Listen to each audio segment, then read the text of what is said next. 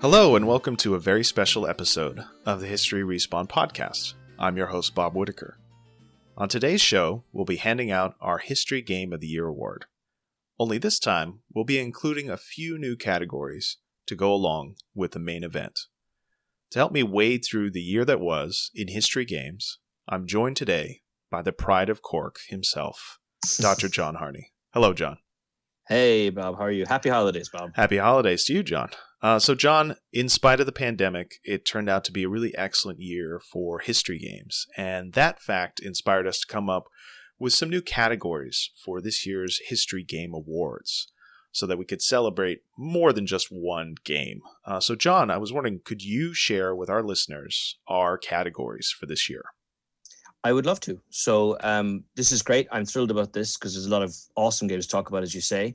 We're going to start off with a shout out, just to kind of talk briefly about a couple of games that we really think are just worth kind of sharing, talking about, even if they didn't quite factor as much in the end into the larger discussions for awards. We have the We Are Old and the 1990s is History Now award. It's very personal for both of us. We have a collection of awards then, which you're kind of, calling the History Respawn gift buying guide. You kind of the best quote stocking filler, which is kind of an affordable game that you could get someone maybe to get them into games or just to kind of be able to send someone as a thank you or a happy Christmas type of thing. A gift for the person in your life who found history boring in school, which for me is my wife. She hated history, hilariously enough. And then the most quote unquote dad friendly game, which is kind of for, your dad or the person in your life, whether it be your aunt or your sister or your brother, the kind of person whose idea of fun is to sit down with an enormous book covering the battle for Stalingrad or something like that. Yeah. Instead of a big book, instead of a coffee table book, instead of one of these books that you get at Barnes and Noble or some other bookseller, why not get them a game instead? Yeah. Interactive. Exactly, and kind of get them into what you're into, if that's the case. And then moving on to kind of our main category of GOTYs, we have a best character / best historical figure, I suppose. The history topic we learned the most about in 2020 via video games and covering them. The best game for the history classroom. The most anticipated history game of 2021, 2020's history game of 2021, which is the game that came out this year. We anticipate playing the most next year. 2019's history game of 2020. Bob and I both have small kids and therefore similar playing habits. So this is a lively category every year. So the game that came out last year, we played a bunch of this year. The drum roll, please, 2020 history game of the year. And then finally, our non-history game of the year. That's our slate. Yeah, exciting. Okay, well, John, do you want to start us out with your shout out for this year? Yeah, my shout out, I want to give my shout out to Iron Harvest, which is a real-time strategy game that came out on PC, which is effectively, it's in the, forgive me, Bob, what's it called again? The post-1920, I forget what they called it now, universe. It's going to drive me crazy. Forgive me, everybody. It's effectively a kind of a steampunk type interwar interpretation. Period? Yeah, it's an interpretation of the interwar period, but there's a specific kind of online community description of this fictional universe where basically it's a steampunky, immediately post World War I type universe where there are mechs. And kind of a stand-in for the Russian Empire is very, very powerful and everything else. And so in Iron Harvest, you control effectively the child of a Polish freedom fighter, and then things happen to your parent early in the game, as tends to happen in video games, and you take the fight to the Russians. And I really liked it. I would say that, one of the reasons it maybe doesn't get more consideration later on is that it's if you liked early to mid 1990s RTS games, you're going to like this game. But otherwise it's going to give you some trouble. It needs a big time investment. It's got a lot of heart. It's got some shortcomings in its production, but it's got a lot of heart. And in particular, I just really like the perspective it brings. It's got a very unapologetic Central European, that is to say Polish / kind of Baltic perspective on the interwar period, the World War I and even World War II fallout, and the relationship that those people have had historically with the Russians. And I thought that was really interesting. And in fact, what I did in the game is I switched the dialogue to Polish. And it was great with English subtitles, obviously. So I knew what was going on. And so a very likable game. I really wanted to kind of just shout that out. Iron Harvest it's worth a look for sure. Awesome. How about you, Bob? What's yours? Yeah, so my shout out comes as a big surprise to me, I think, given my long history with this series. But My shout out goes to Assassin's Creed Valhalla, which is a game that I assumed would have maybe rated higher on my Game of the Year list. But I went back and played more of it this past weekend, and I can't find myself really eager to go back to that story. And I think it says more about my perspective on Assassin's Creed than it does that actual game. And what I mean by that is that I played through the entirety of these recent titles. I played through the entirety of AC Origins, played through the entirety of AC Odyssey, and now I'm 22, 23 hours into Valhalla, and I feel like I'm just kind of burnt out on this current Assassin's Creed formula. And I would say that it does seem to me that this game in particular is more popular than the kind of previous AC titles in this new series, Origins and Odyssey and Valhalla. I think that anecdotally, there's just a lot more people talking about this game than they were talking about Odyssey when that came out. I think that for a lot of people, this game is a good replacement for The Witcher, particularly since Cyberpunk turned out not to be The Witcher. And so I think people are kind of getting that long RPG itch scratched by this game. And, obviously the setting in the Dark Ages kind of helps that Witcher feel to it. But for me, I can just say that I just don't really find this era of history that compelling. I think as a modern historian, I've always had, I'm sure as you have too, John, these kind of secondary areas of history where you're really interested in. For me, it's kind of the history of Rome. It's the early modern period. It's the history of India. But, Dark Age England just kind of, I'd take it or leave it. I don't mind discussing it as long as it's leading to something else, like, this is leading to the High Middle Ages, or it's leading to the early modern period. But just kind of focusing on the Dark Ages itself has just never been that compelling to me. But then at the same time, this is a really well-made game, and it's one that I have no problem recommending to somebody else, particularly if they love this era of history. And, with these caveats that I've placed in, I'm still really eager to see if and when they debut a Discovery Tour mode for this game. It took, I'd say, a year and a half after the release of the previous two titles, Origins and Odyssey, for them to release a Discovery Tour mode. So I'm hoping that, comes again for this game. And, last Discovery Tour mode for Odyssey, I thought was really pretty good. And I'm really eager to see how they iterate on that idea for this history, even though I don't really find this history that interesting.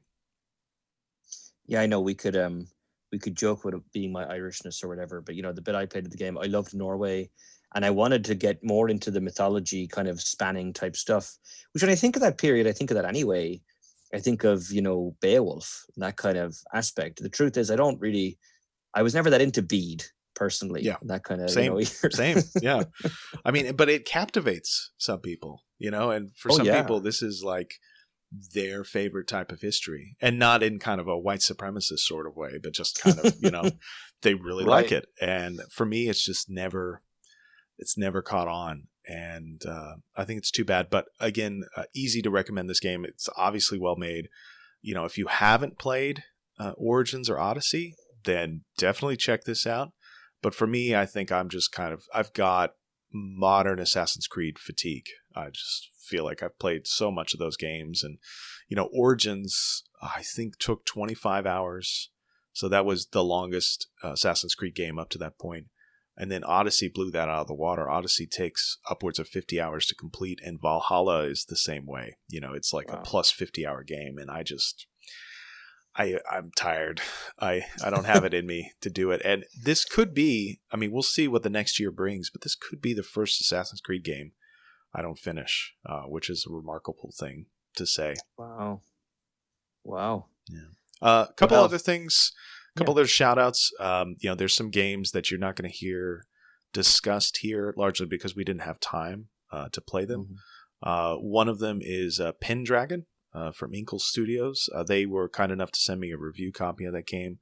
I haven't had a chance to play more than a few rounds of that game, and so I don't really feel like I can judge it in this regard. But, again, love that studio.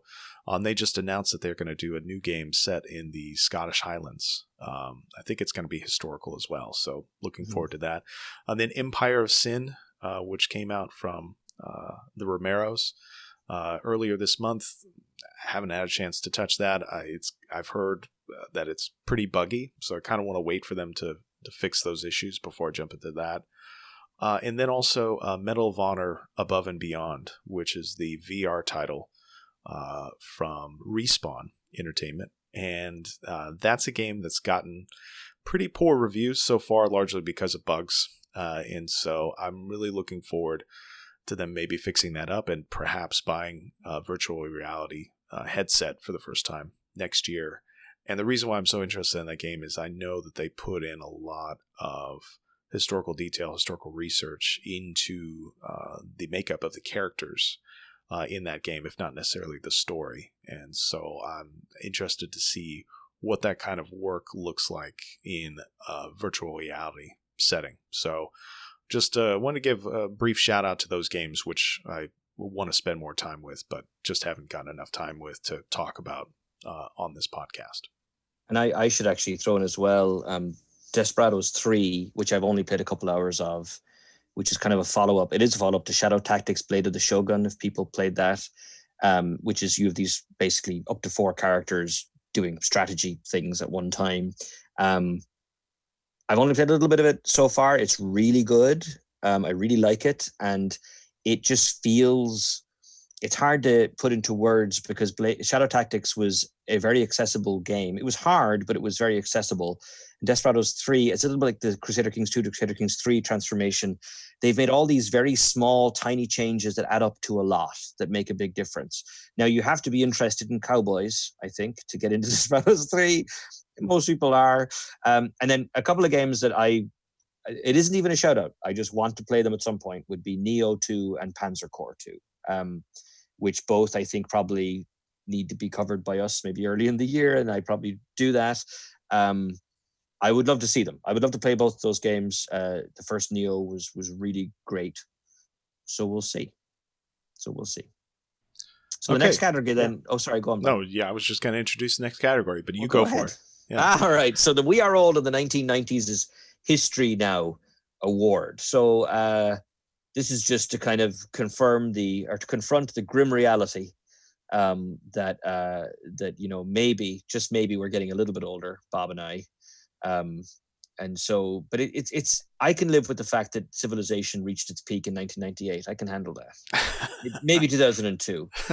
Why don't you go first, Bob? So what's your We Are Old in the 1990s is History Now award? Who do you give it to? Well, my award goes to Command & Conquer Remastered, which is the 1995 game by Westwood Studios that was recently updated with kind of a better sheen of graphics. They also kind of did an amazing HD transfer for the original FMV videos, which were, kind of instrumental, I think, in the success of that game. 1995 is kind of the high point, or the beginning of the high point for CD-ROM games. And, FMV videos were part and parcel of that development. So I think Command & Conquer, obviously a great real-time strategy game, one that I think is obviously really important to the history of games because of FMV, because of real-time strategy. But then also I think it's a really interesting timepiece for understanding the 1990s, especially the kind of post-Cold War world. And, I wrote an article for Eurogamer, I think a couple of years ago, about Command & Conquer Tiberian Sun.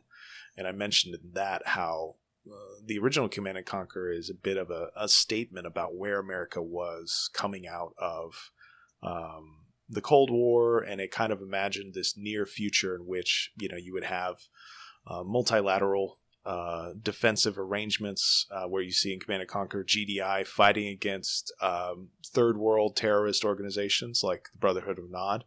And it has a very much a feel of Western triumphalism in that game. Whereas by the time you get to Tiberian Sun, there's kind of obvious questions as to, can this collective security idea work. And so again, Command and Conquer, important game for gaming, mechanics, FMV, etc. But then I think it works really well as a timepiece for understanding the 1990s. You would say scholars of today, considering the 1990s, they would obviously fall back on looking at movies, looking at newspapers and magazines, looking at novels from this time period. But I think you would have to look at games as well, and Command and Conquer is definitely on that list. Mm-hmm. Yeah, I mean, I think it's fascinating. I mean, part of my initial idea with the We're Old award was just the sheer number of remasters and remakes this year. And I mean, it's not the first year we've had lots of these, but I don't know. This year it felt like there were just so many, like ones like Final Fantasy VII Remake and the Tony Hawk 1+2 that came out, which were, big releases in their own right. And all kinds of stuff that, maybe you weren't paying attention to or didn't notice, like Burnout Paradise is again remastered. Shin Megami Tensei 3, which is one of those older games. It was just really astonishing. But after all that, I ended up picking Cyberpunk 2077 as my game. And I'll try not to talk about Cyberpunk for half an hour, even though I totally could. But just very, very briefly, first of all, I'm lucky. I got it on PC and it's working for me. It's been working very, very well for the most part. It sucks because I know that a lot of people listening maybe don't have PCs that can play it. So you just have to wait, I think, until they sorted this out. Right now, it's not a very good place for consumers, which is very sad. And now that it's working for me, there's still lots of weird, buggy things in it. It is not The Witcher 3. That's the first thing you have to understand about Cyberpunk. It just is not. And if that's a deal breaker for you, I get it, because The Witcher 3 was really good. It's an odd game. I love living in its world. It's got the music down for the kind of game that it is. It's a kind of a weird GTA game.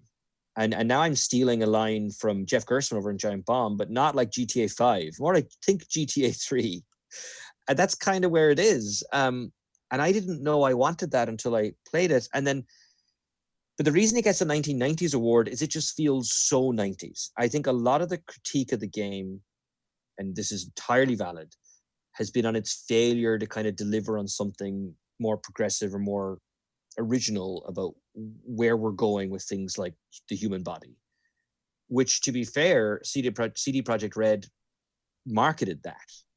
My Twitter feed every day, it changes every body, and and it doesn't do that at all. And it just feels like, a 90s retread of Neuromancer and all those kinds of ideas. And then the dialogue and everything, the stories, the side quests and so on, whereas Witcher 3 was amazing and genuinely moved the medium forward.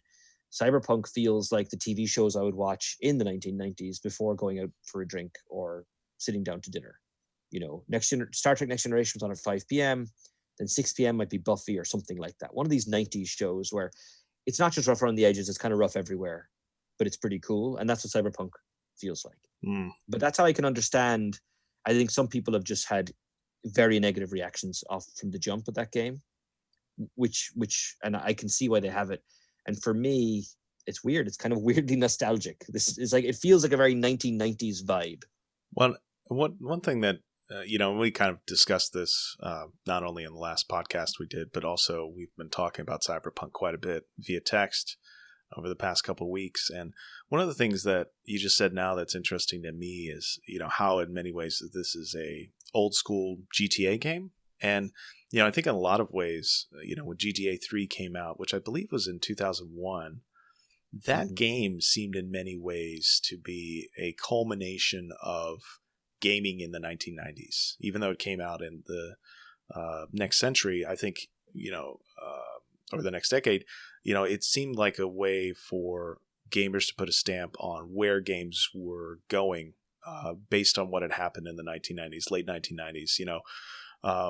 Not to make things weird, but late 1990s in wrestling was referred to as the Attitude Era. And I feel like that kind of description could also be applied to a lot of other areas of culture, particularly games, where there's this attempt by, kind of the first generation of gamers who are in their teens, late teens, to kind of reject what they see as the kind of kiddie version of gaming that they got from Nintendo the kind of Yeah. cartoony games, the platform games, and to have more real games, Yes. games that are Yes. based on real life and deal with real subjects and are kind of, very aggro in their perspective. And, Grand Theft Auto, the original games, the kind of top-down games, those were very, very popular among my friend group. And then when GTA 3 came out, it was kind of like, oh, this is the game that I've been wanting for my entire life. That would be the perspective of a lot of my friends. And, for myself too, I mean, it was very exciting. And I think that, having this current Cyberpunk game kind of going back to that moment, it feels accurate to that late 90s feel, but then it also kind of feels accurate to the perspective that a lot of people had with regards to Cyberpunk in the late 20th century and what that meant to people, or at least the people who were consuming it in the late 20th century. I think it's really interesting to put it that way, because now that I'm thinking about it, this is a game that drops F-bombs and has really edgy dialogue, but edgy needs to be in quotes. But I will say, and again, this comes from someone who's enjoying the game, but if you can get past that, or if you can get your head into the mindset of it, like when I'm watching a John Wick movie, I'm not anticipating Scorsese, which is not to diss the John Wick movie. In fact, quite the opposite. I like what John Wick is doing. When I get into that vibe with Cyberpunk, I'm a few hours into the game. There have been a couple of characters already, and I just really like these characters, and I want to hang out with them, and I want to hear from them. And one of them early on, people talked about him, his name is Jackie. He's kind of a cheesy dude, but there are people in the world who are cheesy dudes, and there was a great Twitter thread out there. It's the world we live in now, and I've forgotten the person's username, sadly, but they wrote a really great thread about, if you actually think about this as a critique of like poverty, it actually does work. And I think the Cyberpunk is a little bit over the top in that regard. It frankly can be cheesy about it, but the aesthetic of the game is, we effed up as a society, and in the future, life is terrible for everybody. And when it hits those notes, it works really well. But again, I can see why it's not hitting those notes for everybody. Mm-hmm. That's the sad thing. So we'll see. Everyone's kind of hoping that it has an expansion that is just like better than the actual game. It's kind of, because the Witcher 3 expansions are so good, and Well, and people forget, when The Witcher 3 came out, it was kind of widely panned, largely because of technical issues. Not so much for the story, which I think is probably the most distressing part of Cyberpunk, is that maybe the story isn't so great. But, The Witcher 3 had a very long shelf life, and I think it took a while for it to become considered a critical darling. Yeah. And so maybe something can be recovered from the wreckage that is Cyberpunk 2077. Only time will tell. Well, I will say, we were talking just before we started recording, I think the main campaign so far in Cyberpunk is actually really good, in a very pulpy way. It's all the other stuff just feels tacked on, and I think that bums people out, because Witcher 3 was not that. And the touchstone for so many people is the Bloody Baron questline, which comes pretty early in Witcher 3. If you've played it, you remember it. If you don't, I'm not really spoiling anything. There's a character called the Bloody Baron, and it gets really good. And that doesn't seem to be happening in Cyberpunk. Now, if anyone's interested, I'm going to try a segue here, but I'm not a professional broadcaster. An option for a gift for somebody or for yourself would be Jason Schreier's Blood, Sweat, and Pixels, which is a really excellent video game book on video game industry, which is really kind of about crunch and labor in video games. But he basically, every chapter is its own game, and he did such a great job. And there's a great chapter in Witcher 3, so that'd be a potential gift, much like the next three categories. Yeah, so our next category is called Best Stocking Filler. This is what we call in the States a stocking stuffer. But either way you put it, this is a game that maybe doesn't cost as much as a full release, but is one that you could still find a great deal of joy from in the upcoming year. And so, John, why don't you share your best stocking filler? I would recommend Mobius Front 83. Which is a fun game. I think it's kind of priced appropriately. I mean, not a lot of work went into it, but it's a really interesting. It's from Zachtronics, who've made a bunch of just kind of interesting puzzle games. Space Chem was kind of a big game that they made that got a lot of interest. Shenzhen IO, if you may or may not have played. Opus Magnum. So lots of these puzzle games. And Mobius Front is kind of a puzzle game, but it looks and also kind of plays like a kind of a classic hex-based strategy game. And then the theme is basically the early 80s. It's kind of a mixture between gung-ho Reaganism in military culture / how our movies typically depict that. Think of like the Marines and the Aliens movies, the Aliens movie, the sequel, / Annihilation, the recent novel or the novel recently adapted into a film starring Natalie Portman, where there's kind of an existential alien threat. So there's a lot of interesting stuff on Mobius Front 83. The base game itself is compelling, quite difficult sometimes, but compelling. And I like it. It does a really nice job of kind of, you boot the game up and it's got a little radio set and you click into it and people are talking to each other in a way that clearly isn't meant to be realistic, but just reminds me of the classic gritty Marine from a movie set in 85, So totally worth a look. It's priced at $20 usually and would just be a great little thing just to grab for yourself or grab for somebody else. How about you, Bob? What would you recommend? Yeah, my best stocking stuffer is a game called Warsaw. And now this is one that we covered this year for History Respawn, but it technically came out at the end of last year. So I'm going to cheat a little bit. But Warsaw is a game from a developer named Pixelated Milk. And it looks at the history of the Warsaw Uprising in 1944 against the Nazi occupation in Poland, but then particularly in the city of Warsaw. And this is a game that, has drawn a lot of parallels in terms of gameplay to Darkest Dungeon. So it's one that is kind of designed to challenge you, but then it's also one that is turn-based. So it's a game that you can kind of pick up, play a bit, and then put down and not really worry about like losing your spot. And I also think it's a game that, it's gone on sale. It's one that is typically priced around $20. And it's one that I think that you can get a lot of enjoyment out of and maybe not necessarily learn so much about the past. I think the game kind of it doesn't explore much of the history beyond, say, the weapons involved or beyond, like, say, the geography of the city of Warsaw. Maybe some of the backstories of the characters is based on history. But for the most part, it's just kind of a breezy historical game that does hit on some heavy topics, but does so in a way that I think is compelling, and is especially compelling for any kind of player who's looking for something that's short and sweet, rather than maybe kind of a long grand epic that takes upwards of 20 hours to play. Sounds great. I need to play Warsaw. That sounds great. It's fun. Yeah, if you like Darkest Dungeon, it's got that historical veneer to it.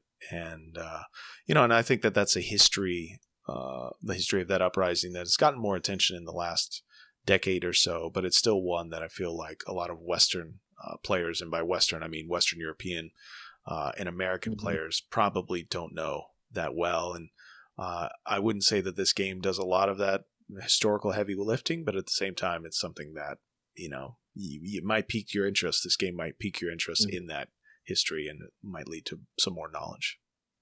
Yeah, and it shifts the question of the Holocaust and the war in Poland away from what it's kind of always on, which is what it's always on is a good thing to always be on. But well, our next category was, a gift for the person in your life who found history boring in school. Very controversial, Bob. We had a real problem here deciding on what we thought was the most accessible game.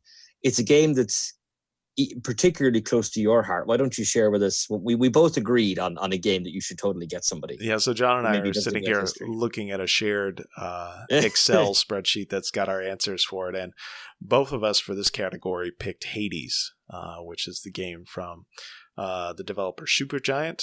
They are known for their kind of finely created games, including Transistor, Bastion, some of these incredible titles with great artwork and also writing. And Hades is a game that I think brings all those elements together in a historical setting. It is one that is based in the Greek underworld.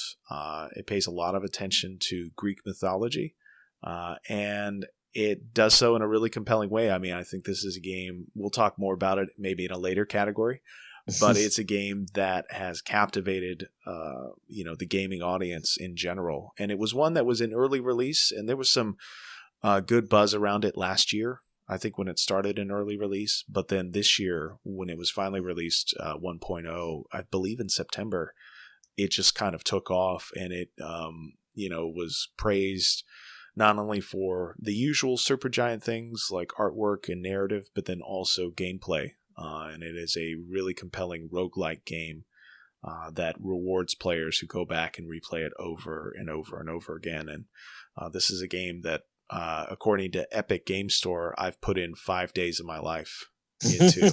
And that is really depressing, but also 5 days well spent, I would say. I don't regret a minute of it. And this is a game, I think, that is something that works as a game for people who found history boring in school, because it gives a human face and a human voice to a lot of these elements from Greek mythology. And, John and I were talking about this game prior to recording, and talking about how much emphasis there are on, how sexy the characters in the game sound.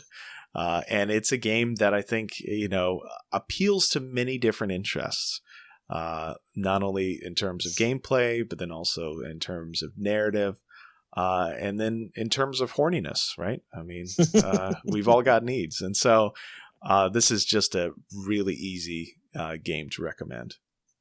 And it's such a great achievement in so many ways, because it's kind of, this happens a lot, I think, with games and films and books that are good at this. They're, a lot of the stuff they're doing with their characters, they're serving their story first and entertaining first. But you bring in people who are experts in Greek mythology and everything else, and they're not flaunting things. Like, they're not, they're taking actual perceptions of these figures, the gods and so on, thousands of years ago, and they're just kind of putting a spin on them or a twist on them, but they're just building on them. And that was really impressive. I think Supergiant, I personally don't think they've made a bad game. I do think some of their games have been better than others. Mm-hmm. I wasn't expecting Hades to be their best game. And I had it in early access, and, Bob, you would ask me, how is that? I was like, yeah, it's pretty good. It's pretty good. And it was a game that was pretty good as soon as it came in early access. But what has really impressed me about it is it just kept getting better. Yeah. And Hades 1.0 is so much better than the early access game, which was a good game. And then the other thing about it is, one of the great surprises of my life in the last 6 years is that I've gotten into difficult games, like Souls-like games and things like that, and roguelike games, or roguelite, whichever you prefer to call it, which is very much what Hades is. But Hades is really welcoming for people who don't typically play those kind of games. You throw on God mode or whatever it is and just enjoy it. And by some miracle, it doesn't get, it's still, you're still getting that level of excitement that the quote unquote hardcore players are getting. Or at least I feel you are, or certainly close to it. It's an awesome game. Yeah. And I would say too that it's a surprise that this is their best game, but I think it's clearly Supergiant's best game. And that's coming from somebody who's played all of Bastion. I played all of Pyre as well. Kind of bounced off of Transistor, but that is also a really well made game. And this one I feel like just brings all those various elements that they've excelled at in other titles and just brings them all together. Just kind of a perfect package. I adore this game. Well, we'll talk about it more. Yeah, we will. All right, so our next category is most dad-friendly game, and this one was created by John, so I'll let him go first. But I think this is a really good category because, this time of year, you always get historians, in my life on Facebook, but then also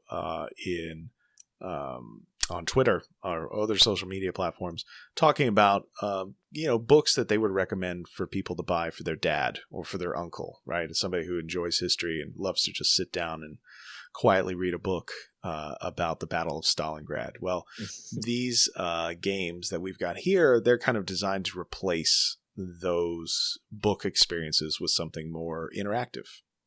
Yeah, no, exactly. And this kind of idea that what which one is called a quote unquote history buff. So, whether it's your, like whether it's your dad or your cousin or your daughter, like in popular culture, they get called the dad or the uncle, right? And my dad is this guy. My dad is the one who sits down. It's like, that unless I can injure a human with this book, I'm not sure if I want to really commit to it, Mm-hmm. So like the sheer size of it. So I cheated a little bit. I'm sorry. Maybe some listeners who have heard podcasts before would think this is where he breaks out Crusader Kings 3. Crusader Kings 3 is not actually, I don't think, is quite the fit for this category. Because it doesn't do what Bob is talking about. It's not making that little transition over from kind of what the quote-unquote history dad is usually reading.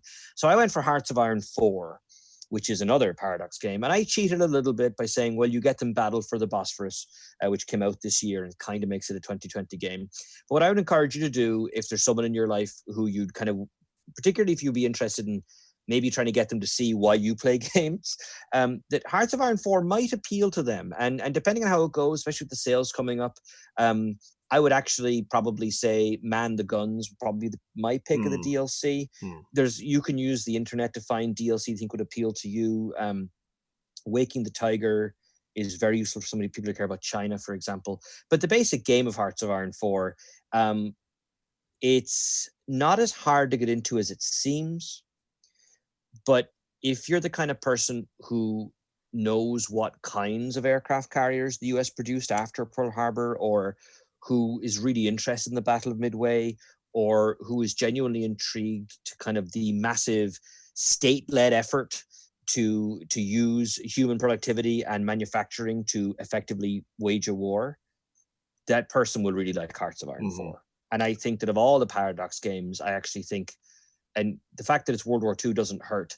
It really, I think it just great dad-friendly topic. Yeah, it just really taps into that vibe, and it's the kind of game where, like the first game I ever played, Hearts of Iron 4, you can start in 1936 or 1939, and I did what the British famously didn't do, which is I started preparing for a war, and I massed my troops all along the German border, and the Germans went through the Benelux countries and got me from behind somehow anyway, which made me laugh very hard that I did that. But it tickled my own history buff bone. So that'd be my call. Hearts of Iron 4 plus a DLC, just to be generous. Yeah. That's what I would do. Well, and I think it's great. It's a great recommendation because Hearts of Iron 4, I think these days is going for about $40. And the DLC are usually $10 a piece. So, if you're thinking about one of those big hardcover history books that you might get an uncle or a dad, or if you're thinking about, a big coffee table book, I mean, that's in the same price range. And, I think that it could be the case that maybe they have the base game already, in which case, maybe you could get them a couple of the DLC. Yeah. And I think that's what's one of the fun things about Paradox and the way that they set up their DLC is that you can go in many different directions, based on the interests that you have in the conflict. With Hearts of Iron, you've got, I think it's at least half a dozen DLC packs now that can take the game in various different directions, like you said, John. And I think that that's really great. And it's almost like, I don't know. You've got these historians, these popular historians who write about World War II all the time, but then they come out with a different book looking at a different aspect of it. And, again, if we're comparing it to those kind of dad-friendly books, that I think Paradox Games fits into that with the way that they treat DLC. What about you, Bob? What did you pick? So I picked a game that I just started playing this past week, and it is a game called Radio General, and it is from a developer named Foolish Mortals. And this is a studio that is out of Canada. And so Radio General is a real-time strategy game in which you use your voice to give commands to units.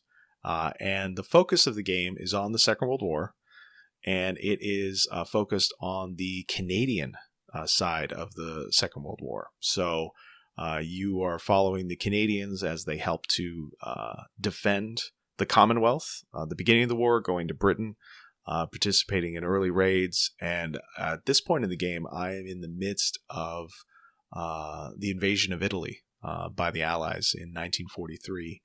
And it is a tremendous game. And I wish that this is a game that I'd gotten to earlier, because I definitely would have covered it for History Respawn. But at least now I get to talk about it before the next year, in which I will definitely do an episode on this game. And what makes it so great is, and what makes it such a dad-friendly game, is that it covers the Second World War, right? Great dad-friendly topic.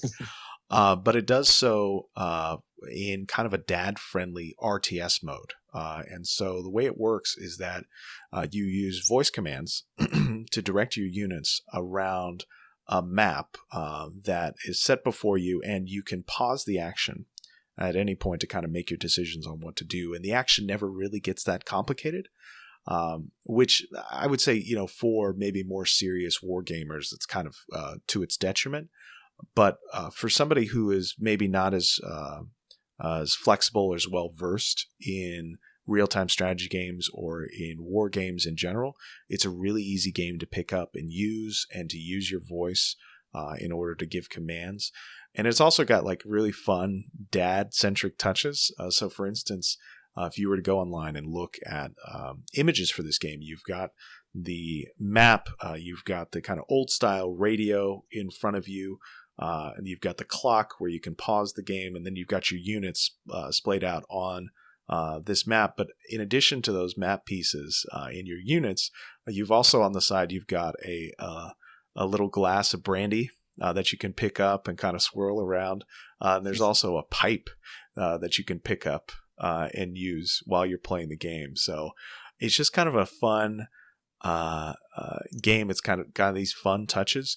And then in terms of history, if you've got a dad or an uncle who's really interested in the past, really interested in this history, the game includes a lot of original documents taken from archives in Canada, and then also original newsreels, Canadian newsreels from the Second World War.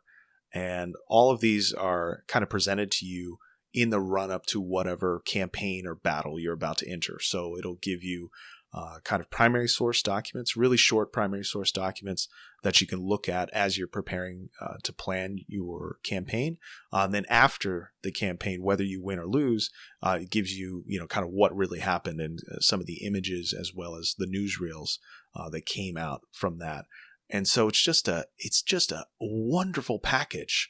And I believe it's only $20. I'll have to check the price again, but it's just a fantastic game, and I cannot wait to play more of this game going into the future. I played 3 hours so far. I think the campaign takes about 6 hours, but it's just an amazing game, and I wish I had covered it this year. But unfortunately, it came out in April, and I had gotten a review copy from the developers. I said I'd try to get to it in June. That obviously didn't happen, so mea culpa. I will try to do better this next year, but it is just a fantastic game, fantastic history game, and one that I think would go over really well for the dad or uncle or other middle life adult male in your life.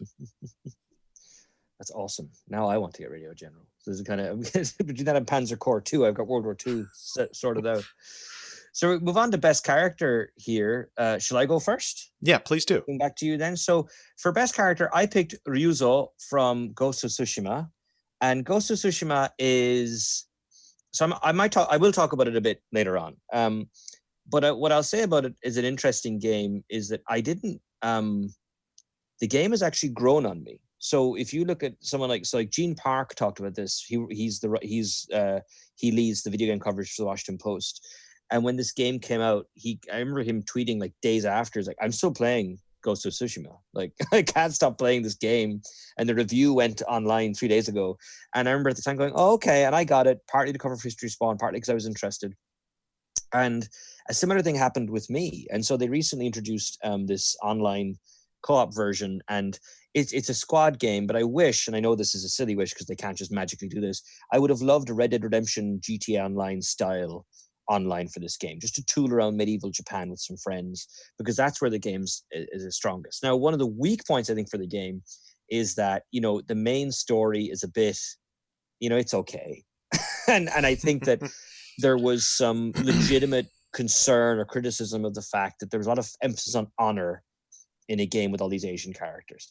I actually think that Valhalla helped Tsushima a little bit, because their white Nordic protagonist had the exact same motivations as Jin Sakai has in Ghost of Tsushima. And so I think it kind of helped people understand, it's a video game problem as much as anything else. Like these are useful tropes to hang an entire game around. So the reason I like Ryuzo is, and these are kind of spoilerish. I don't want to go too far into spoilers, but if you really maybe speed forward maybe 3 or 4 minutes in the podcast, if you want to play the game yourself and haven't started it, you kind of befriend him early, and you're kind of frenemies. You've known each other since you were boys, and you kind of became a samurai, and he didn't. He became a ronin and kind of fell in with the ronin and kind of became their leader.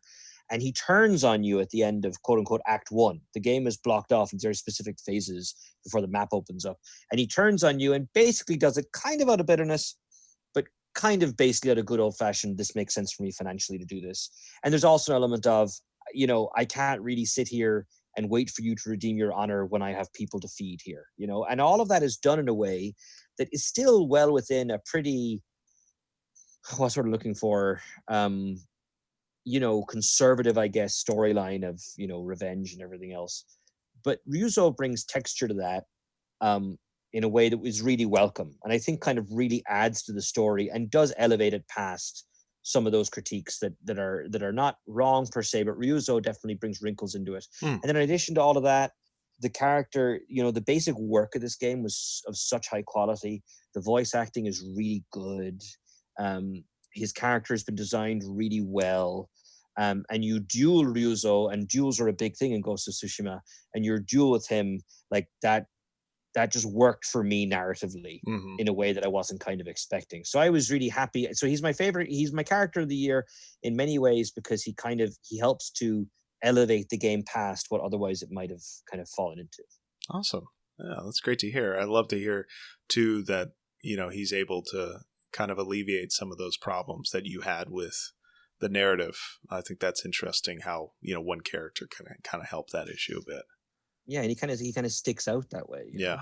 How about you, Bob? Who's your favorite character? My favorite character comes from Hades. Big surprise. My favorite character is the god Dionysus, who is the god of wine, and he's presented in the game by a figure who looks like he fell out of the set for Anchorman. With Ron Burgundy. He just looks sloshed in wine. He's semi-drunk. He's got a great voice actor who's just like, hey man, what's up? And he is somebody who definitely listens to yacht rock on the regular. And I think that the voice actor is really good. I think that the way they present the character is just spot on. I think that Dionysus also has some of the best boons to offer the character. And so if you're not familiar with Hades, it's a roguelike game in which you receive power-ups from the Greek gods to try to escape the Greek underworld, try to escape Hades. And so the boons that Dionysus offers you are some of the best in the games. They include things like Hangover, which damages enemies after you've hit them. So it gives them kind of an extra damage at the end. And then also he's got a really great boon for your special. Or is it special or is it the cast? I think it's the cast in the game where you fire your cast and it hits the enemy with festive fog, which is kind of this ginned up fog that discombobulates the enemies as though they're drunk at a party. And it's got a great animation. That attack has got a great animation. It's got a great sound as well. And it hits the enemies for a lot of damage. And so great voice acting, great artwork for this character, and kind of the best boons in the game, at least for my sake. And in addition to all of that, and we had gone into this a little bit with Dr. Kate Cook on the episode that we did about Hades this year. But in addition to all that, Dionysus is also kind of one of the more further explored gods in the game, largely because in Greek mythology, there's a bit of confusion as to whether or not the main character from Hades, Zagreus, is not just another name for Dionysus. And so in the episode we did on Hades, Kate had brought this idea up and was like, oh, I'm a little disappointed they didn't do this in the game. And at that point, I was about 25 hours in and a young pup in terms of playing Hades. And I was like, yeah, that would be fun. And so then shortly thereafter, after I'd beaten the game, and about 5 hours after that, the game starts to come up with new dialogue from Dionysus in which they explore this very idea. So it's a character that they've paid a lot of attention to. It's one that's got great boons, but then also they've kind of done the extra research to kind of explore these ideas of the relationship historically between Zagreus and Dionysus in Greek mythology. So I think I don't want to spoil that too much, but it's really fun. It's really great, and he adds a lot to the game. And like you say, I love how his boons are so like thematically they work and they're just fun. I'm sickened by what an amazing job they did with the characters in that game. That's incredible. At one point, I was sitting there going, so which of the Hades characters should I pick? That was actually at one point, that was my thinking. And then Ryuzo kind of reminded me, and I was like, no, I'm going to go with him. And I want to throw in, if it's an honorable mention, I like Hypnos, actually. I think he's my favorite character, voiced by Greg Kasavin, who I've been reading Kasavin's work since for 20 years. He was in GameSpot way back when, they've taken this concept of this guy greets you every time you die, which is a lot. And I don't know. I just love the way that character has been crafted. And that whole, if you haven't played Hades yet, every time you die, and you die a lot, that's the point of the game, you're resurrected and you go through kind of the same kind of greeting kind of channel past Hypnos towards your father, basically, with Cerberus on his right, and sometimes Nyx is on his left. And so there's this constant repeat. And I've never rushed through it. Like I always stop and interact with Hypnos, like every time. And that's just amazing. Just amazing. I like, I shouldn't spoil it. I won't do it, but there's some really great dialogue for Hypnos when you get to the end game portion of it. When you're kind of finally trying to escape Hades, he's got some great dialogue when you come back dead. It's really pretty fun. I have to confess, I need to get back into Hades. So. And so how about you, Bob? Did you have any kind of runners up for best character? I did. So this leads us into our next topic, actually, which is our next category, I should say, which is history topic we learned the most about this year. And we both have the same answer, which is Greek mythology. And that relates to Hades, but then it also relates to Troy, a Total War Saga. So I've been calling it Troy, Total War. And my secondary honorable mention character of the year was Agamemnon from Total War Troy, who I'd learned quite a bit about from the live stream that I did with Dr. Kate Cook. And Kate kind of explained Agamemnon's backstory, the perspective that historians and classicists have on Agamemnon. And it was really a great deal of information that I got from her, but then it's also stuff that, she had mentioned that is brought up quite a bit by the game, and it's a perspective that is portrayed to a certain extent by Total War Troy. And, I would say that the Total War series is one that's kind of gotten away from me. I think that, John, you are kind of more steeped in that series than I am. I haven't really gotten into that series in quite a while, but Total War Troy, I thought, was a great example of a game that is reasonably priced, one that offers a lot of replayability, and at the same time, I think includes kind of interesting touches to get people interested in the history of Greece, but then in particular in Greek mythology. And, Hades, of course, as we talked about on the previous category of, game you would recommend to people who found history boring, Hades does the exact same thing with Greek mythology. And so I just think that it's been a big year for Greek mythology. And this comes after having Assassin's Creed Odyssey in the previous year. So, it's a big deal. It's having a real boom period, I guess you could say. Well, I wrote in our Google Doc, I've written Greek mythology, somehow, because I feel like this is not, it's not exactly a topic that hasn't been visited, which actually kind of increases the level of difficulty to do it well. Yes. I think what's interesting about Troy, to comment briefly, this is something the Total War games have been doing. Three Kingdoms was kind of a dramatic leap in that direction, but they've made a decision, which I think was a good idea long term, to make a bit of a change to their design ethos for how the game works. To allow you to have a slightly more kind of quote unquote in video game language, like a hero based kind of game, as it were, like the Warcraft 3 leap from what I now realize is almost 30 years ago. But narratively as well, it allows them to step away from the kind of grognard, this is how the battle went type of story, and which, by the way, we love you and you mean the world to us, don't get me wrong. But also allow players to kind of engage with more kind of history. It's about interpretation and kind of enjoy it more. And again, yeah, I think Hades just, builds on that enormously, to the extent where maybe Hades is the underworld. But if you knew nothing else of Greek mythology, you would actually come out of 20 hours of Hades knowing more about it, and I think would be more likely to read about it. And that's happened a bit with me. I realized I hadn't actually... all my Greek mythology knowledge is from my school as a child. Same here. And so Hades has kind of reinvigorated that interest in what is an amazing... You can see why Western civilizations are so obsessed with Greek mythology. Yes, so definitely. Long. Yeah, and I think the games this year, Total War Troy and Hades, they approach that history in very different ways, but they're very compelling ways. Hades is kind of a family drama set against a roguelike game. And then Total War Troy is one of these grand strategy, kind of half RTS, half civilization game that also adopts a lot of Greek history, but then also Greek mythology with kind of the supernatural elements that are added into the game, either through the RTS sections or through the kind of grand strategy sections. So both very different games, but both, I think, offering players kind of compelling views on Greek mythology. And, I think, like you said, this has piqued my interest in learning more about it. And it could very well be the case that I will be the future recipient of a dad book on Greek mythology.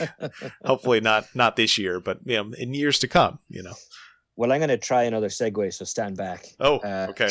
Make way.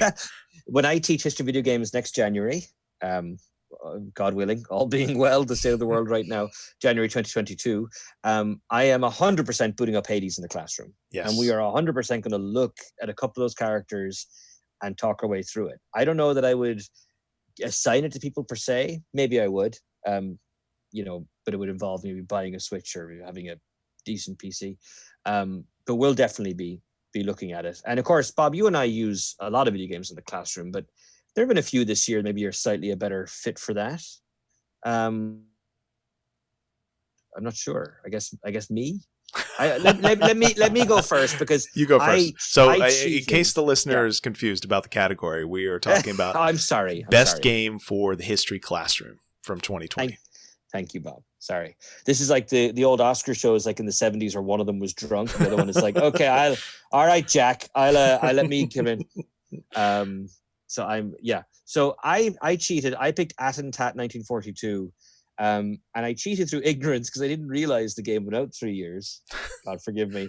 Well, I think it was, to be fair to you, I think it was out in the Czech Republic 3 years ago. And I'm not sure if it was out in the States 3 years ago. But I really became much more familiar with this game through Bob's coverage of the game and kind of subsequent looking into it myself. And I had honorable mentions like Valhalla and Crusader Kings 3, which for me are kind of both very strong examples of a kind of a game that I'll put up in the classroom and we'll all talk through it, right? Like I'll grab one of the students, say, all right, Billy, right, or Jenny, here, you jump up here, you control the character for us. The rest of us are going to talk about the game as you're playing it. That's typically how we do it in those classes. And Crusader Kings 3 is a bit of a challenge, but Attentat is a different vibe to it, in particular because the fascinating way they've used those interviews and that kind of primary source type vibe, and they've foregrounded that in a way, not just that I think is really interesting, but honestly that I think would be useful. Yeah. And I could really get students to dig into that. And in fact, it might be particularly good for our classes because, if we're doing Valhalla and you're running around fighting English people or whatever, and we're talking about what do you think about the way they're representing this Viking character and so on. The students then are asked to make the leap to their own work. Mm-hmm. And making that leap is an important part of what the class is trying to do. But having a game like Attentat 1942 is going to be so useful to help them make the leap and give them a sense of what those linkages look like and how else they can manifest. So I'm really happy that game exists, and I think they should be very proud of the work they did, and I'm looking forward to using it. Yeah, and it's such a great game because I think it gets to a topic that maybe isn't as commonly seen in U.S. history courses, especially with relation to the Second World War, the nature of Nazi occupation in Eastern Europe, Central Europe, what that looked like and what it meant for the people living through it, not just in terms of things like the Holocaust, which I think are pretty well covered in U.S. history courses. We could use some more work, obviously, but cover things like collaboration and resistance. And, I think we both agreed that Greek mythology was the history topic we learned the most about this year. But I would say coming in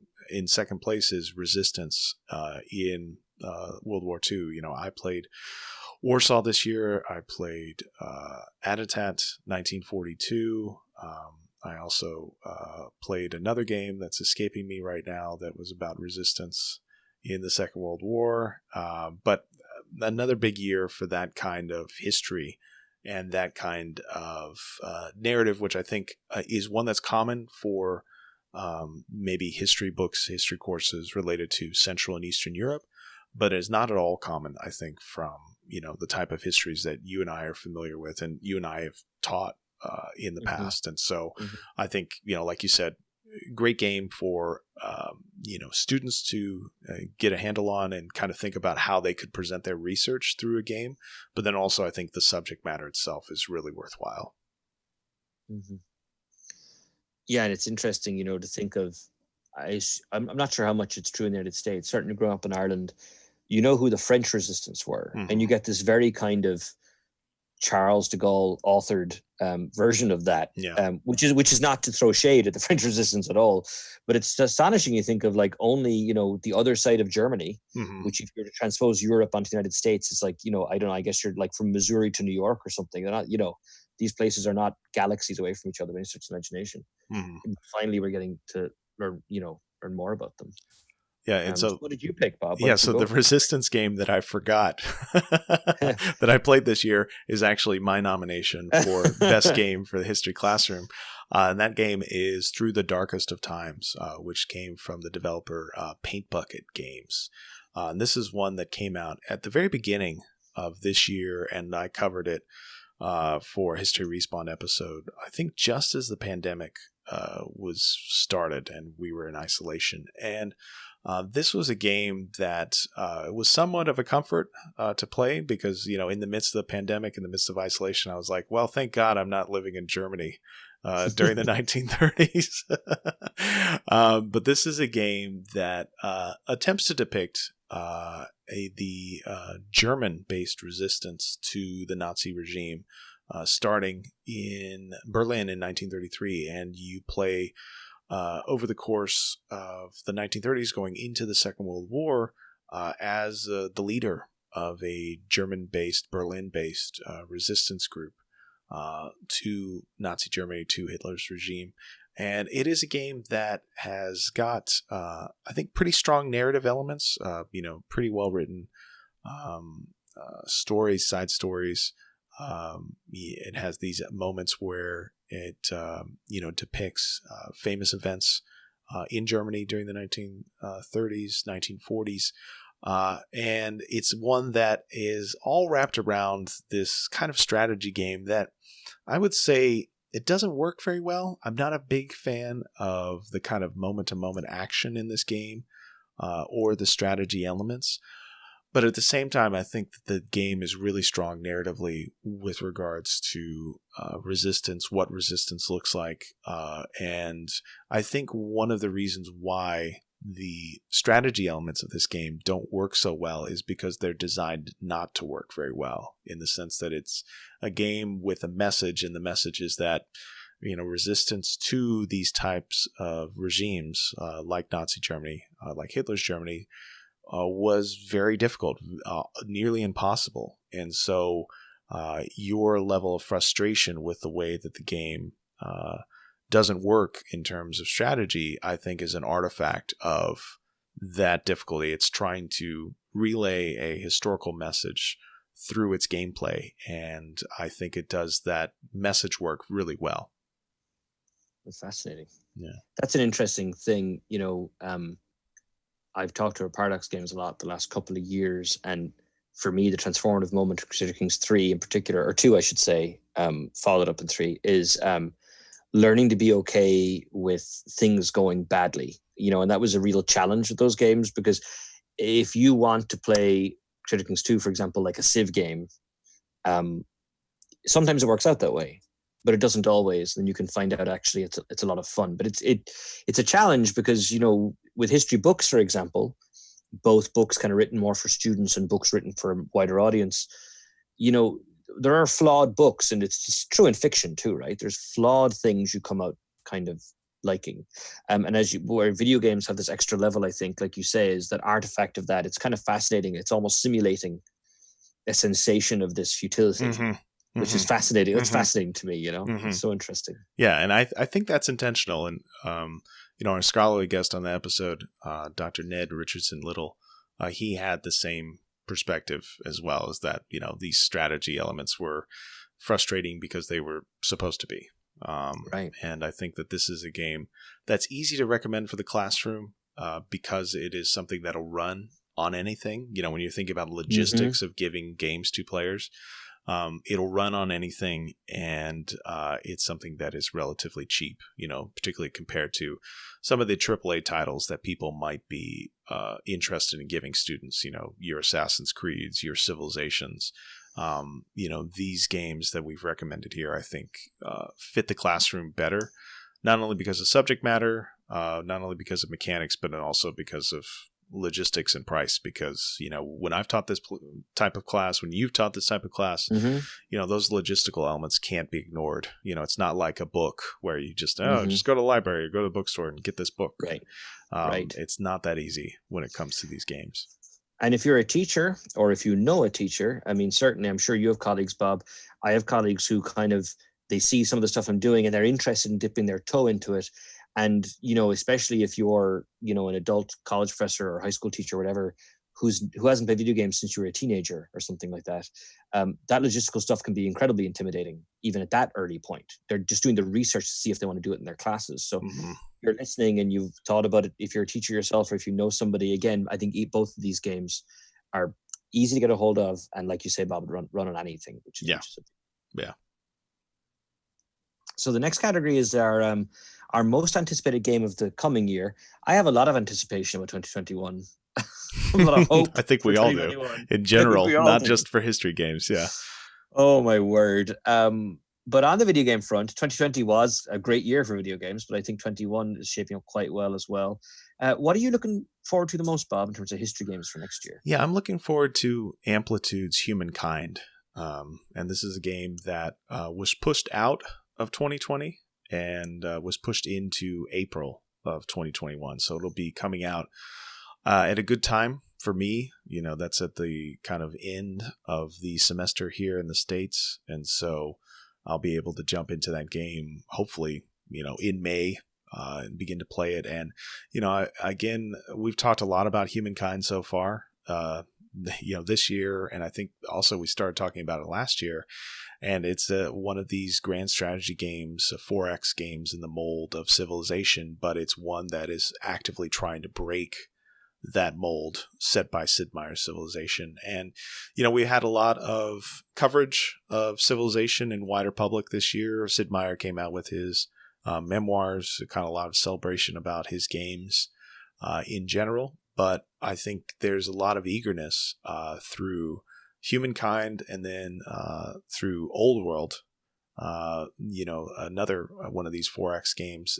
There's a lot of enthusiasm to try to change that, to try to change the perspective on God games, on 4X games, grand strategy games, and to maybe not necessarily go after Civilization's crown, but maybe add some flavor to this genre, which I think is at threat to becoming, pretty stale. I think if you were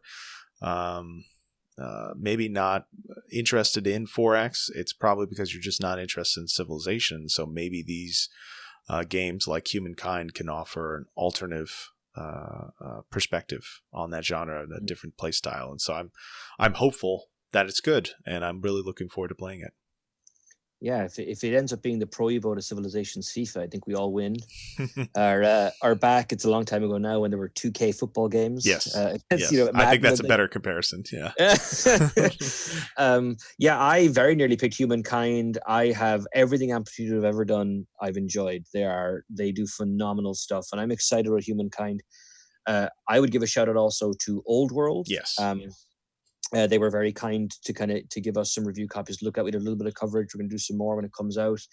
That's an interesting kind of game. It's a different spin, but in a very deliberately more focused kind of way. We talked about that game as well before, but I'm quite excited about Old World, and I really do wish them all the best. King's Bounty 2, which is a sequel. King's Bounty was a game, I guess it's quite old now, which was kind of a might and magic type game where you roam around this 3D map, and then it breaks out into these hex-based kind of strategy battles. That's more kind of a personal note that I really enjoyed the first King's Bounty, but also I'm always intrigued in kind of how these fantasy games can be tied into what historians like to think about, which is a mini segue into what I chose, which was Horizon Forbidden West. Now, Horizon, oh God, what was the first Horizon? Zero Dawn. Thank you. Horizon Zero Dawn. It's okay. I've got it tattooed on my arm. PlayStation exclusive sci-fi game. We never really got around to covering it in great detail, but that game really kind of explored historical illusions and kind of embraced its own roots in historical stories in ways that I thought were really well done and really engaging. In sense of the kind of some of the things it wanted to say about how human cultures are kind of trying to form. There's kind of an Aztec analog group at one point. And then when it brings in its kind of really heavy sci-fi elements, like it's Assassin's Creed type stuff, you want to think about it that way, it all holds together in a way that just feels like this is really interesting to me. And even though it's an original story and it's science fiction and everything else, there's such a clear debt here to an historical awareness. Mm-hmm. Gonna sound pretentious now, but like to this recognition of how we construct our histories and our past. And the Horizon games, I hope it's true for the sequel as well, I think they really get that. Mm-hmm. And so I really enjoyed that in Horizon Zero Dawn. So I'm really looking forward to Horizon Forbidden West, and hopefully it will continue to deliver on that. Maybe we'll do some coverage for the website. Yeah, Zero Dawn, one of my favorite PlayStation games of all time. I really wanted to cover it for History Respawn, just never got around to it. Maybe we'll make up on that this year. But, I think like you said, it's one that obviously science fiction elements, but it's one that's got a really good sense of history, and it's got a good sense of, how we think about historical memory, right? And what kind of artifacts, what kind of archaeology will we leave behind for subsequent generations, and how will that inform how they view us? And I think that game has got that idea in abundance, and it's one that historians think about all the time. And so it's a compelling game for that reason, but it's also, on top of that, I think a really excellent open world setup that they've got from Zero Dawn, and I would expect Forbidden West to kind of build upon that. So yeah, really looking forward to it. I hope I can finally get my hands on a PlayStation 5 so I can play it. But yeah, really looking forward to that game. Yeah, I'll have to make that work as well. And on a pure video game fan note, one of the most pleasant surprises of my video game fandom life was Horizon Zero Dawn, because I remember seeing going, yeah, the dinosaurs look cool. Maybe we'll see. And then I got it, and so much better than I ever expected it to be. So I'm pretty hype with this sequel.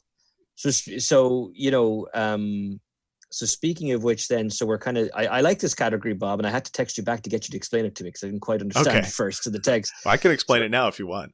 Yeah, why don't you do that? 2020's history game in 2021, Bob. So talk us through what that is. Okay, so this is the idea here is this is a history game from 2020, so released this year, that you expect to be playing a lot more of in the upcoming year. And I like the idea of this category because this is a game that maybe you didn't get to largely because of the pandemic, that you're really looking forward to playing more of in 2021 when you've got a bit more time. And, I think this is a category that maybe doesn't make a lot of sense to our listeners, but for John and I, who had day jobs, had kids at home that we had to actively take care of and manage with our significant others to try to, fit in work and childcare at the same time. It was really difficult to play a lot of these games. I mentioned previously, I really wish I had had time to play Radio General back during the year, but I just didn't have time.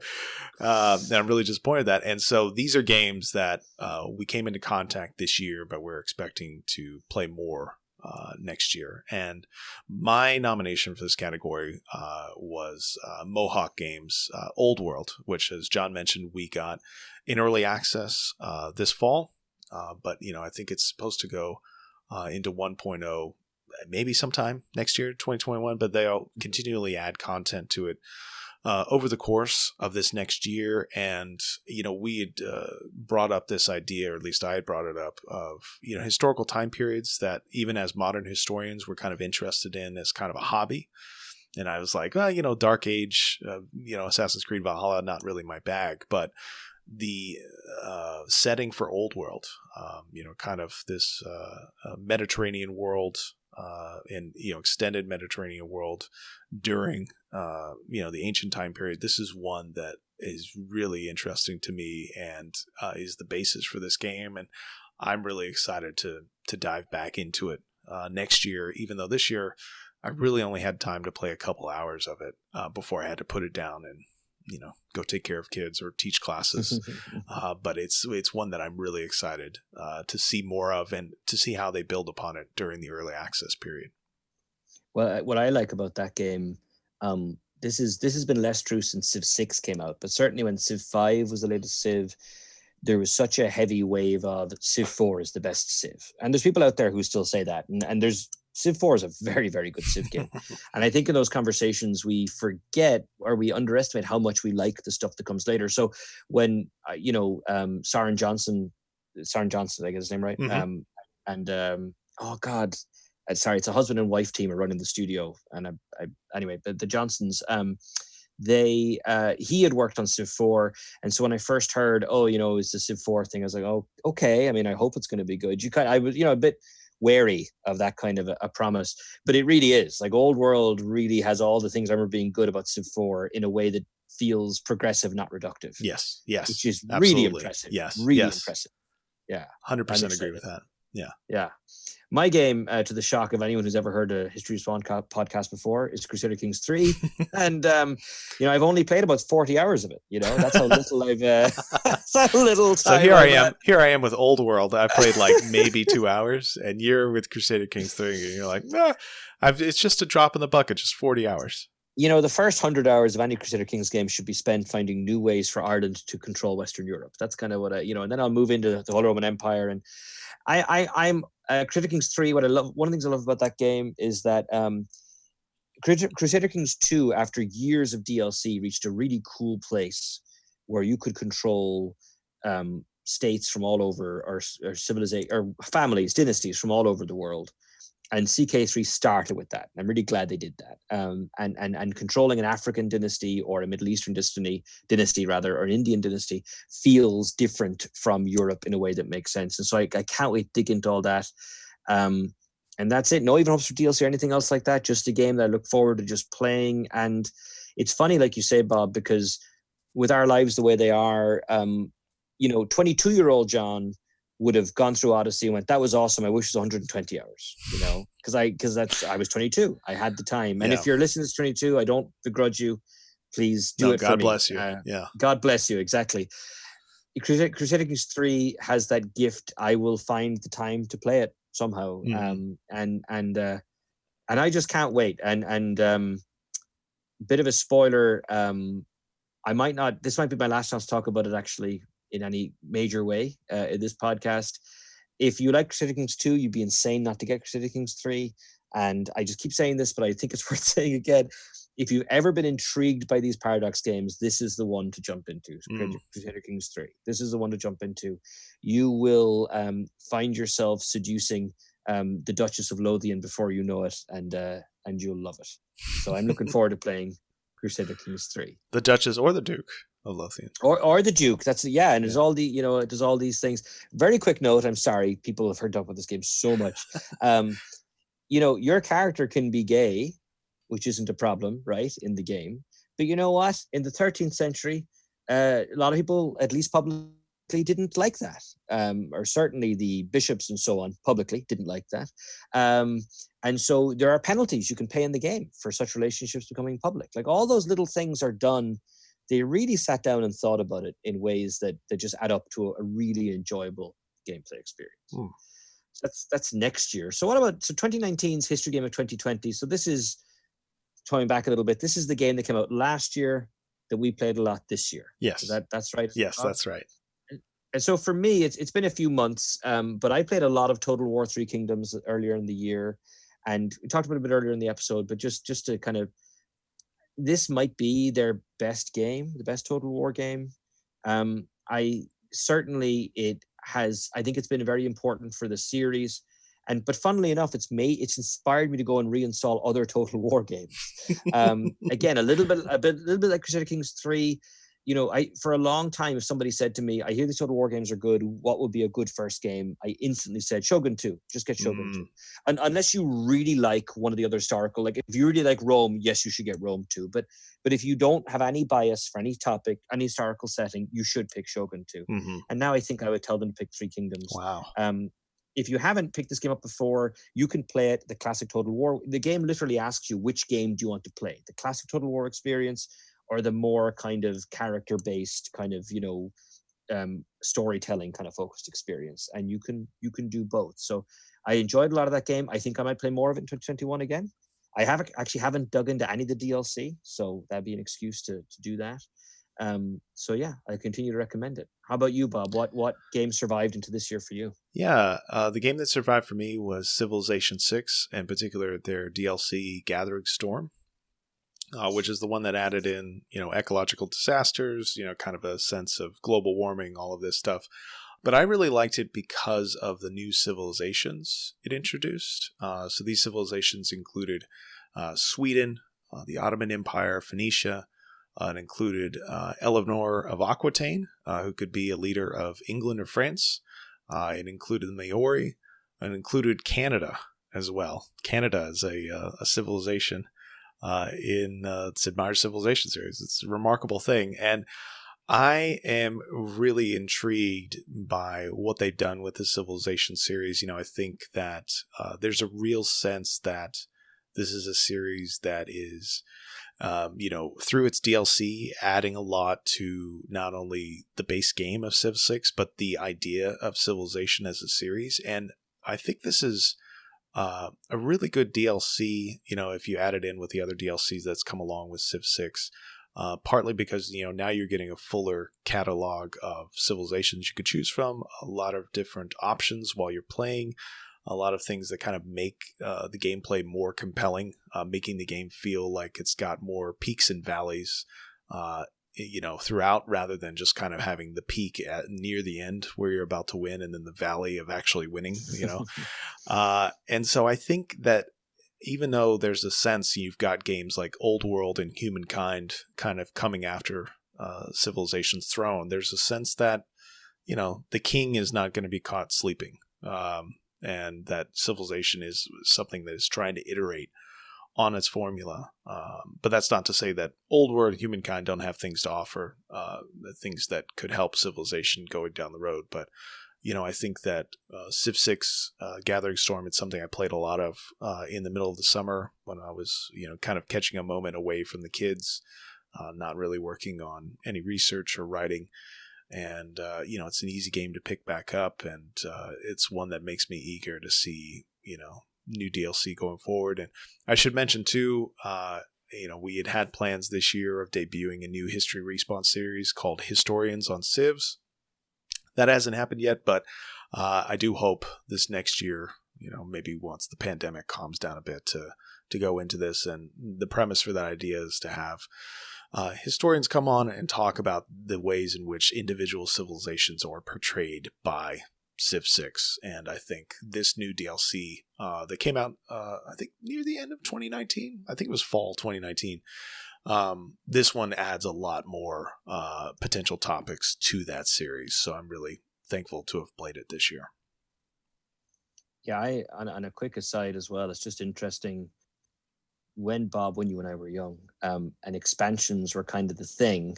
And DLC has matured in a way in the last few years that, yes, you can still buy a nice hat for your Fortnite character or whatever. But to for Civ and other games to like be bringing these really meaningful DLCs, that you can come back to the game years later is pretty cool. Yeah. Hey, I have a suggestion for the last two topics.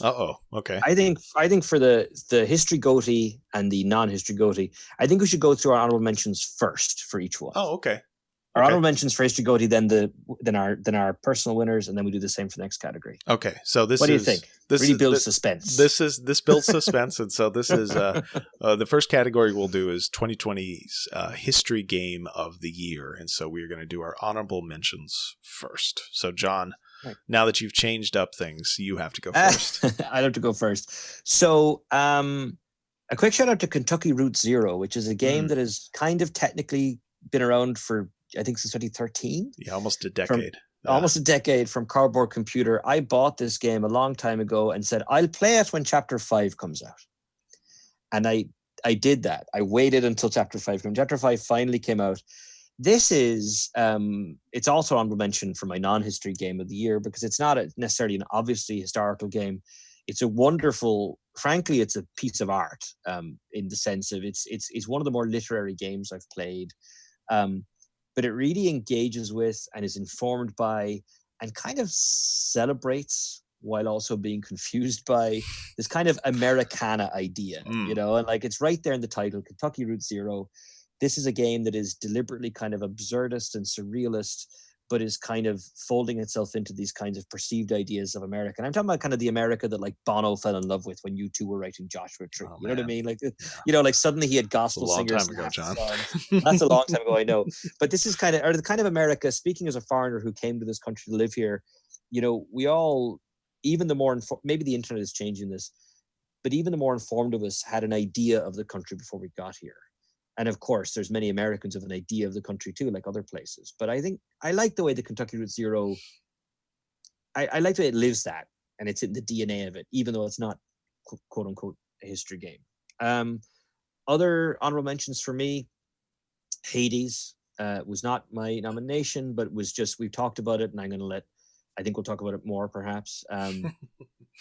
What a great game. I've already said a couple of things about it. I'm happy for the Supergiant Games people because I think that not only is it their best game, but you can trace now all the things they're good at. Yeah. So all the things they're good at, they excelled at again. In fact, arguably did the best job they ever did. And they showed me they were good at things I had no idea they were good at. Yeah. Like I'm so impressed by them. What an amazing achievement. And as we commented a few categories ago, history is a huge part of what they're doing.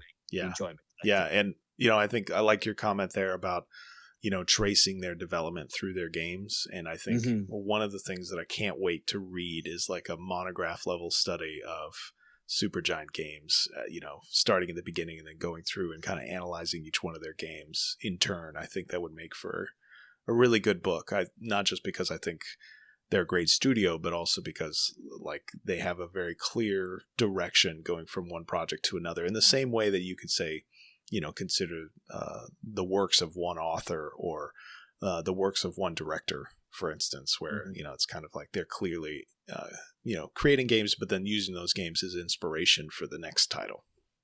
Right. Yeah. And I just, in fairness, CD Projekt Red is a much bigger studio than Supergiant Games, but I think we are seeing it's a challenge, I think, to maintain that kind of studio-wide culture. This is who we are. This is what we do. Yeah. Well, and particularly in the case of CD Projekt Red, where they go from being a private company to a publicly traded company, which I think is that leads to a lot of changes. I mean, you look at like after Hades came out, and I was going to drive me crazy. I've forgotten the name of the actor who was kind of their main voice actor, their kind of in-house voice actor. He's done some fantastic just online content, just sharing stuff he does, and then for him to clearly feel a part of the game production as a whole. At the same time, they took other people like Greg Kasavin, who was a writer, and made him a voice actor, and they can do these things. And we'll talk about Hades more perhaps in a couple of minutes, and I just think what an achievement. And then my final honorable mention, and then I'll let Bob go through his honorable mentions, is Crusader Kings 3. It was not my choice. I can't believe it. This is the biggest shock for me on the list, honestly. This is a huge shock. Yeah, I know. I can't believe it either. I already talked about this game. Crusader Kings 3 it's just a wonderful game.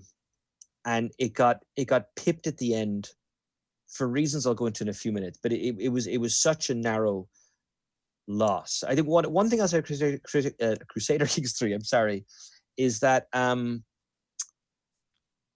love this game. I think I love it more a year from now. And I think I really think, because that happened with the previous game, and I think it's going to happen with this game.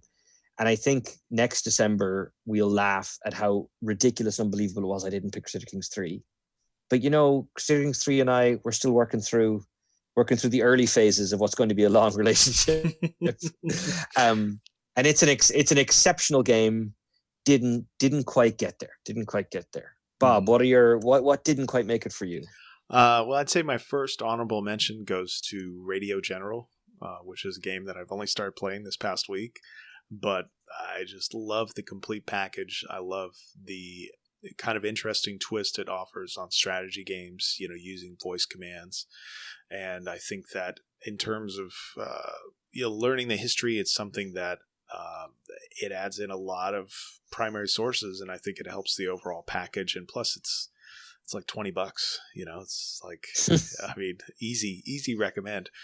And then my other honorable mention, coming in second place for me for History Game of the Year, is Through the Darkest of Times. And I kind of went into this in detail for the category Best Game for the History Classroom, so I won't kind of draw it out any longer. But I think in terms of the history that it portrays, how it portrays it, and then the price point, particularly if you're thinking about recommending it for other players or for classroom for students, it's just a great package, complete package, great game.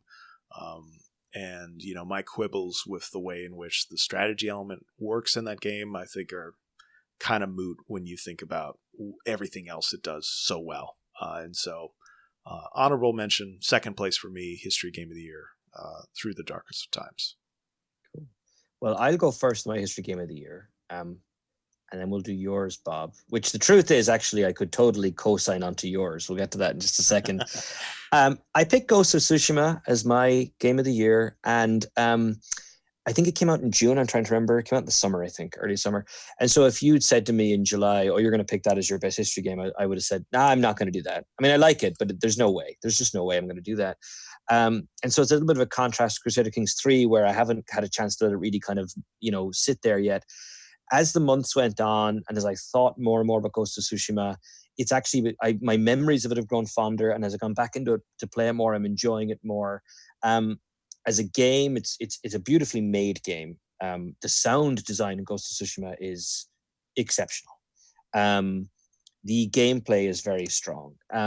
It's got a bit of character to it, where you can play this game stealthily, or you can just do what I do, which is walk up to the front of every fort and press the "come on out if you think you're hard enough" button, and they all come out one by one, and you just take care of dudes. And in those moments, it really feels like it's hitting that kind of samurai movie aesthetic that they wanted to hit, which they don't always hit, but in those moments, it feels like it. I think the reason in the end I picked it as a history game was that, I'm assuming the listeners know this, but medieval Japan has been done. It's been done a lot by a lot of different video games, and it's true that the main story is perhaps a little bit steady, but they did a great job, and they depicted aspects of Japanese society that aren't always covered in the same way. They might not have hit that kind of frontier aspect I would have liked to, But then again, you know, the depiction of the Mongols is pretty solid. You know, people have said, well, they're kind of these a one note, you know, murderous rampage. Is that not problematic? It's like, well, it is problematic, but at the same time, that's kind of what the Mongols did. It's certainly how they were seen by the people trying to stave them off. And so I think it is a worthy entry into kind of the ongoing public discourse of medieval Japan, and why on earth the Western world is so bloody interested in medieval Japan. I think Ghost of Tsushima ticks a lot of those boxes. So, you know, congratulations to all involved. I really thought it was good, and that was the game. That was the game I chose. Wow, awesome. So my history game of the year, and I guess the site's history game of the year, since John has so graciously bended to my will, is Supergiant's Hades. You know, I think we've talked quite a bit about the historical elements so far when we were discussing Dionysus, where we were discussing, you know, a game that you would recommend to somebody who found history boring in school. But I think I'll use this time now to talk about just what a great game it is to play. You know, this follows in a line now of really good recent roguelike games. You know, you've had games like FTL, which is my previous favorite roguelike game. You have games like Dead Cells. You have Hollow Knight, another one of my personal favorites. But I think this game kind of blows those out of the water, to be honest. It's got the great roguelike systems, you know, the kind of repetitive gameplay, you know, rinse and repeat gameplay. But then it's also just got tremendous world-class artwork and tremendous writing. And I am, again, 5 days into playing this game. I've had, I think, 60 runs in the game so far, and I'm still coming across new dialogue. And it's all great. It's all fun. It adds a lot to the game. And, you know, this is a game I think that retails for $25. And I would have gladly paid $60, $70 for this game, given the amount of time that I put into it. And, you know, it could be the case that roguelike games aren't for you, which is totally fine. I could completely get that. But if you enjoy the kind of artistic work at the indie level that developers can achieve, then that's something I would say you should look at this game for. If you're interested in kind of new developments in narrative from indie developers, you know, I think Supergiant has really killed it with this one. And I'd say, you know, in general, indie game developers have done so much in recent years with narrative, and I'm so excited to see that. You know, I think one of the common criticisms that you get from people who are not familiar with games is this idea that, well, narratively, they're just kind of like paperback novels. You know, they're not great. But now I think, you know, with things like Hades, with things like Heaven's Vault from Inkle Studio, now we're getting kind of a new level, a new echelon of writing in games. And they're coming from small development teams, which I think is even more remarkable. And so, yeah, Hades for me, history game of the year. We do have a separate category for non-history game of the year. And so if you were to consider Hades not a history game, well, then it's my non-history game of the year as well. But for the purposes of this podcast, we're calling it a history game. So yeah, Hades, couldn't recommend it more. I've played it on PC where it's tremendous. I'm playing it now on the Switch now that cross saves are working. And it's great there as well. I do recommend obviously using a controller, and that's how most Supergiant games operate. So, but yeah, I can't recommend higher enough. That's great. Well, we're good. I just one of the things I like about this kind of Hades is in some ways it's the crown jewel of like this indie revolution that it isn't a revolution anymore. They won that battle a very long time ago. Mm-hmm. And there's a lot of people involved that make that game special who either can't type a line of code to save their life or maybe couldn't have before they joined Supergiant Games. And I think to help particularly young people who are interested in getting the industry to understand, like there's a lot of things you can bring into this. Yes. Because it is ultimately storytelling. And I say that not to undercut the importance of the engineering that needs to happen. And those skills are needed. But, you know, there's a lot of different ways you can feel welcome in those environments. A lot of studios who are making it clear that you can do that. So I think so I happily co-sign. Now I'd fight a bit harder for my non-history game. We get into a second. If I can bring us on. So our non-history game of the year, very quickly, I've talked about almost all my kind of runners-up. Kentucky Route Zero, Ghost of Tsushima, Crusader Kings 3, Animal Crossing's New Horizons, quick shout-out. I've been playing these games since the GameCube. Animal Crossing games are wonderful. I'm so happy they exist. This particular game came out just as lockdowns were hitting, and a grateful generation turned its eyes to Animal Crossing and hugged it closely and made friends with it. It's the best Animal Crossing game, which until this game came out, I would have said was the GameCube game, was my personal favorite. And especially in these trying times, if you haven't played an Animal Crossing game, I think it's worth looking up. Will I just cut to my choice, seeing as there's a bit of overlap? Please there, do. Bob, Yeah, go for it. For me, the non-history game of the year was The Last of Us 2. I really think that game was truly exceptional. I think I have found the critical reception to it to be kind of interesting. The first Last of Us game had a similarly, sometimes, I'm not trying to think of the word I'm looking for. Not mixed is not the right word, but a lot of different kinds of reactions to that first game as well. The Last of Us 2, I won't get into why it's narratively challenging and aesthetically challenging, so I don't want to ruin it if people haven't had a chance to play it. But The Last of Us 2 is a grown-up game, narratively speaking, in a way that games typically aren't. Cyberpunk 2077, which I really enjoy, and I am enjoying its storytelling, is not a grown-up game, narratively speaking. And I don't mean that as a dig. I think that game is going for a certain kind of a style. The Last of Us 2, it really wants, it's challenging you. And what I will say, and I don't think this spoils anything, is that it's a very violent game that the game makes it clear to you, its creators consider you complicit in the violence. Mm-hmm. And I thought that was excellently done.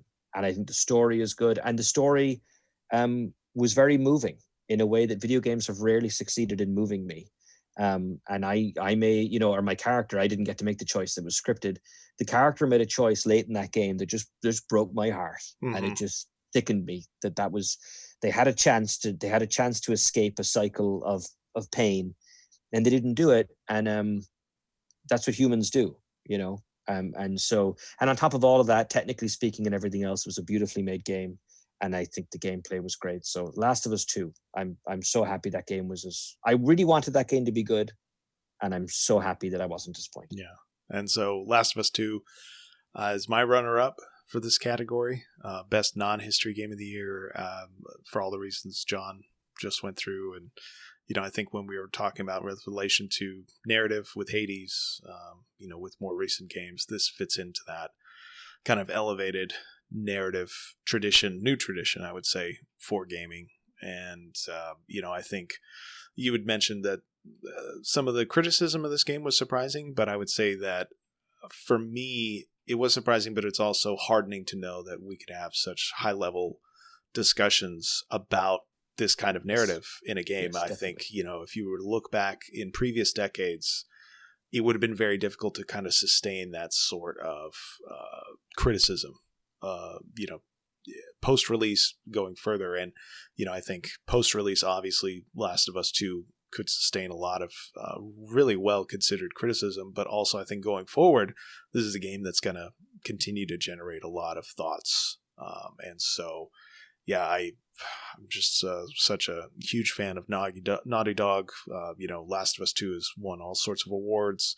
Every time Naughty Dog comes out with a game, it's kind of like, it's a huge event, but it's a huge event not only because of the technical marvel that their games present, but then also narratively, it's like, oh, what are they going to do next? How are they going to make me feel? How are they going to make me cry? All of this stuff. And it's just a tremendous game. Yeah. So my non-history game of the year is a game that doesn't have the kind of weight and feeling of complicity as The Last of Us 2, and that game is Mario Kart Live Home Circuit for the Nintendo Switch.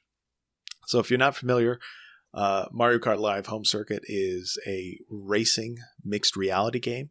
And for $100 US, you purchase a real life Mario Kart. It's Mario inside of a kart, and it is essentially an RC car that you control with your Switch via a Wi-Fi bridge. And using this device, you can create Mario Kart courses in real life. And play them out in your living room, your dining room, anywhere around your house. And it is limited to inside the house, so that's a bit frustrating. I know some people have kind of jury-rigged sunscreens for the camera so they can use it outside. I haven't gotten that far, but the extent that I have played it, I got this as a gift for my daughter. She's 6 years old. She turned 6 in October. I got this as a gift for her. We love playing Mario Kart together, and it just seemed like a natural fit to create Mario Kart courses in real life. And we have just had such a huge blast with this game. And I think having kids was something that I always wanted to do.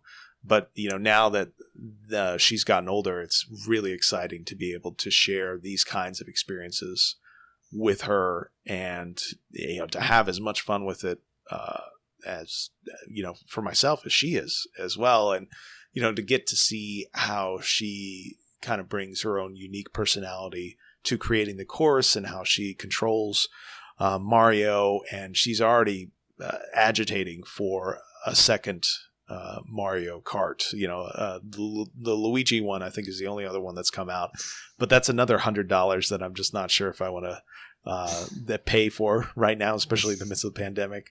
But this is a game that I would highly recommend for anybody who has kids and who has a Nintendo Switch. It's just such a magical experience. And I've got my 6-year-old daughter, but then also a 2-year-old son, and he gets a real kick out of it as well. He loves to chase Mario around. He can't say Mario, so instead he says Mario-yo. And so he's just running around the house going, Mario-yo, Mario-yo. And he takes turns either chasing Mario-yo or having Mario-yo chase him around the house. And this is a really fun go-kart. It's pretty short as well, so it can fit underneath furniture. So you can kind of surprise your kids or your significant other with this go-kart and then speed away. And my wife had a really good description of it. There's a famous children's book about a mouse who races a motorcycle. And then there's also, of course, the Stuart Little series as well. And this is like a real-life version of those stories, right? Kind of being the miniaturized animal on a go-kart or on a motorcycle, speeding around the house and evading humans. And so you can use it as just a go-kart, to terrify your 2-year-old or to chase your 2-year-old around the house, or you can use it as it was intended to create real life Mario Kart courses. And it is expensive, $100 is not cheap, but again, if you have, a deep love for Mario Kart, if you have a young kid, this is something I think is really worth checking out.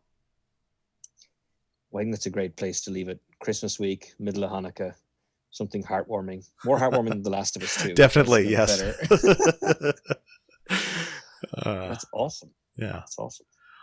All right. Well, I guess that does it for today's episode of History Respawned. Our Game of the Year episode for 2020 is now in the books. Looking forward to 2021. And John, thank you so much. You did bang up work this year.